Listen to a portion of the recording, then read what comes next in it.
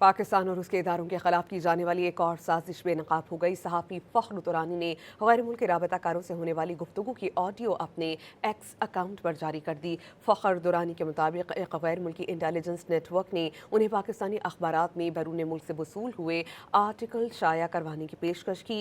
उन आर्टिकल्स की अशात के एवज भारी रकूम और रियासती तादीबी कार्रवाई के किसी भी खतरे के पेश नज़र बैरून मुल्क मुंतकली की जमानत दी गई। लीगली जो जर्नलिज्म वाला है वो उससे हट के है।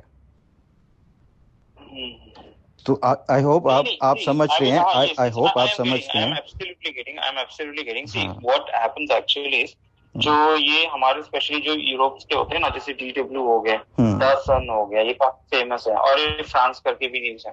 तो इनको ये भी चाह रहे हैं कि यहाँ पे कुछ हद से इनको एक्सेस मिले या ये कुछ भी अपने आर्टिकल्स करवा सके या फिर ये कहाँ से रिपोर्टिंग करा पाए। तो actual thing what happens is कि इनको डायरेक्टली एक्सेस गवर्नमेंट से नहीं मिल पा रहा है, गवर्नमेंट रेस्ट्रिक्शन के लिए।